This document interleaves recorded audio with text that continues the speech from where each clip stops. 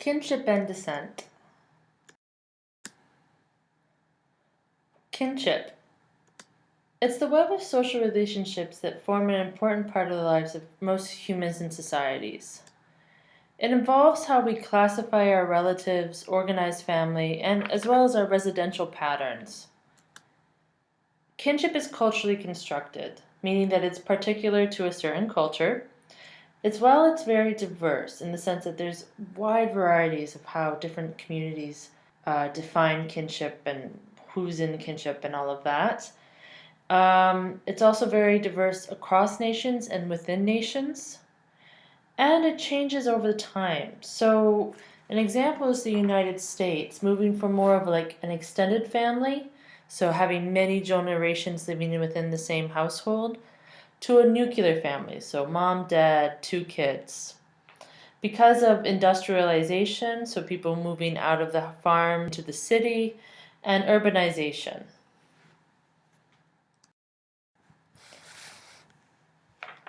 There are two sort of primary functions of kinship, especially kinship systems. So, this is how we classify who's related to who. And one is the vertical function. It provides social continuity by binding together a number of successive generations, as well as a horizontal function.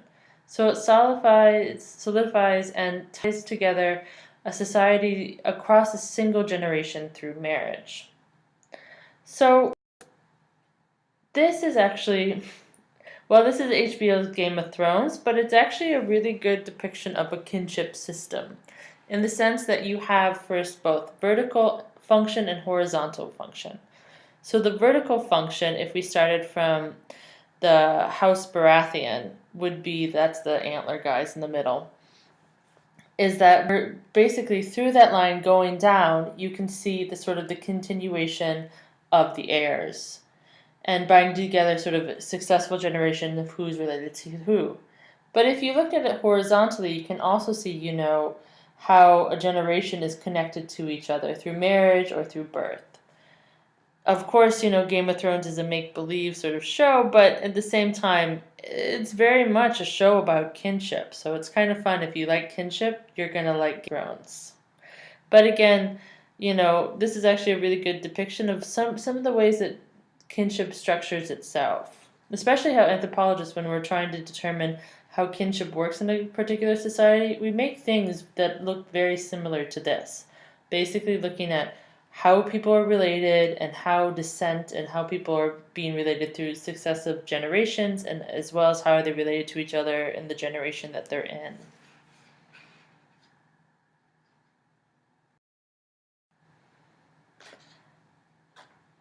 Families. So families at the core is sort of a group of people who are considered related to each other, whether by blood, so genetically, or social. So, and there's three sort of categories. One is the family of orientation. So that's the family which one is born and grows up in. So that's your mom, your dad, and sort of that, and your grandparents and that thing. Your family of procreation is usually the family one creates through marriage and having children.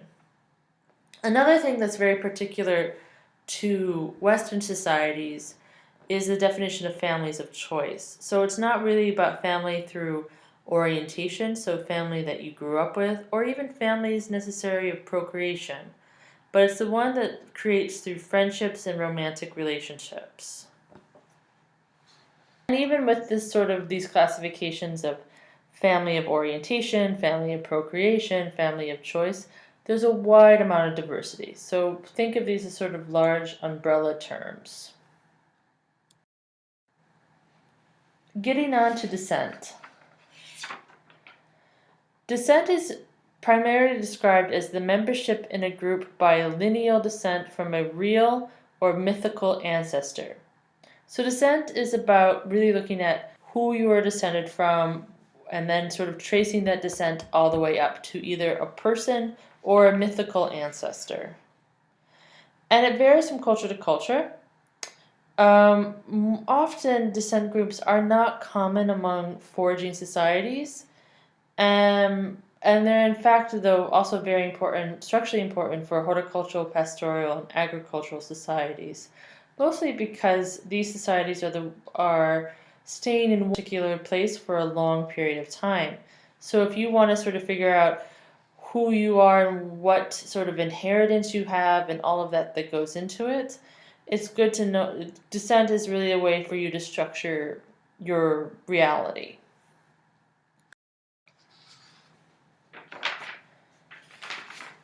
Forms and functions of descent groups.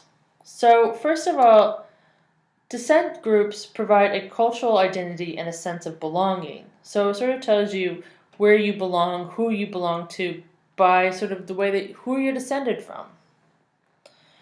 And in that, it provides a lot of security and services as well, obligations from other people who are descended or you descended from, as well as sort of a security of knowing that you have this sort of structure of people who are connected to you. In many societies, descent groups are also sort of the repository of religious tradition. So fathers teach their children, their children's children, and it goes through a particular descent group of sort of like the religious traditions or knowledge or even sort of cultural knowledge about medicine or hunting.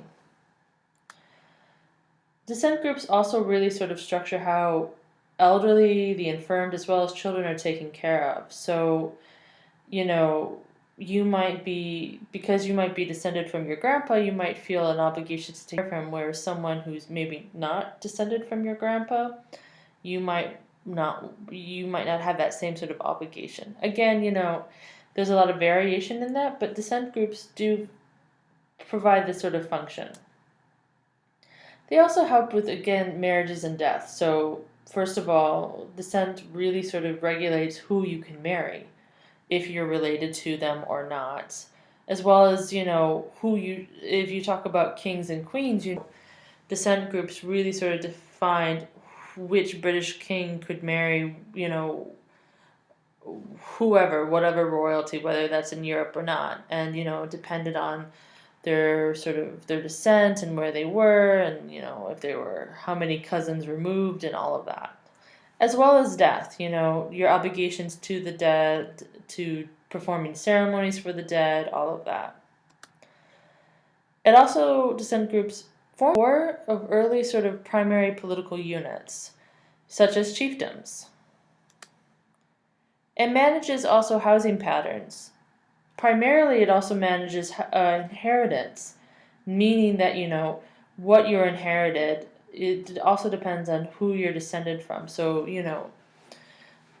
such as, it used to be that the firstborn son would inherit the house in many sort of Northern European communities. And so that's a particular descent sort of way of saying that, you get this certain thing because you're descended from me and also because you're the firstborn son or whatever.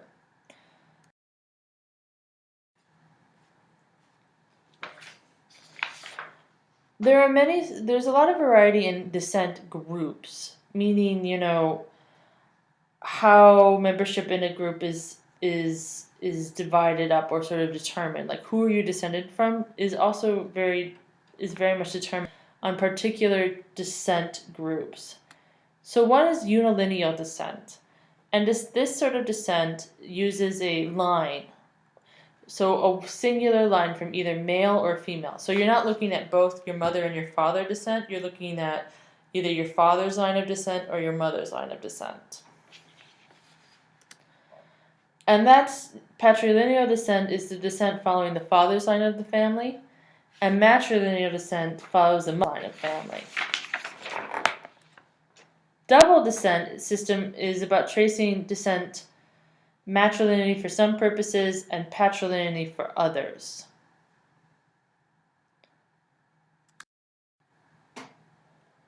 One sort of descent that's common to a few communities is corporate descent, where lineage members see themselves as members of a group rather than individuals. So you don't think about, I'm the great, I'm the son of someone, and then he's the son of someone, or I'm the daughter of someone, blah, blah, blah. Instead, it's not about the individual, but the entire group.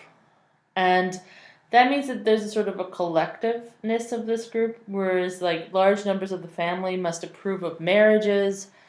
Property is regulated by the group, so instead of deciding who gets what when your mother or your father, it's because of descent, whether you're the firstborn child or whatever. Instead, it's the group deciding who will get what sort of property, whether that's the farm, whether that's the house, whether that's the car. And if a member of a lineage assaults a member of another lineage, the assaulter and the group are held accountable. So it's not just you who's at fault for attacking someone from a different sort of descent group or lineage group, but that your whole lineage group, so uncles, aunts, everyone in that community, are held accountable. And what's interesting about corporate descent is that it provides security and protection for many individual members as as part of the large society.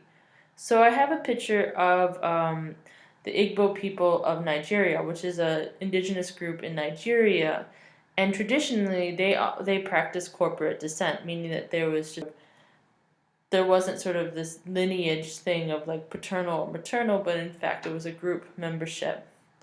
Unfortunately, because of colonization in Africa, many of the Igbo people don't actually practice this anymore and had to sort of practice patrilineal or matrilineal descent. But just for an example of a community that used to practice it. Now we get into sort of the conversation about marriage. So, marriage, especially in the United States, is a hot topic issue lately. But it's also important to know, again, as what we've been saying through the whole course so far, is that marriage, the union between two individuals, has culturally diverse meanings. And also that the way that we think about marriage today has changed over time. So even in American society, the way that marriage is thought maybe during our grandparents' generation, the meanings behind it, are probably very different than what we're thinking about marriage today. And especially in the United States, we need to look at marriage on two grounds. One is the legal concept. Because we live in a state, marriage is a legal procedure. And it involves the rights and the protection of spouses, so individuals who decide to get married, and their children. Of course, within that legal concept, attached to it is the social concept. And that's really sort of the hot topic issue in many ways of the sort of the moral and cultural implications of what marriage means. On to key terms. So kinship is the web of social relationships that involves how we classify our relatives, organize family, and our residential patterns. Families are a group of people who are related to each other, whether by blood, biologically, genetically, or social. Descent is the membership in a group by a lineal descent from a real or mythical ancestor. Unilineal descent uses only one line, whether that's male or female. Patrilineal descent follows the father's line of the family. Matrilineal descent follows the mother's line. Double descent about the system of sort of descent happening sometimes matrilineally and other times patrilineally. So it's sort of like either or sometimes both. And corporate descent is lineage members are themselves members of the group rather than individuals.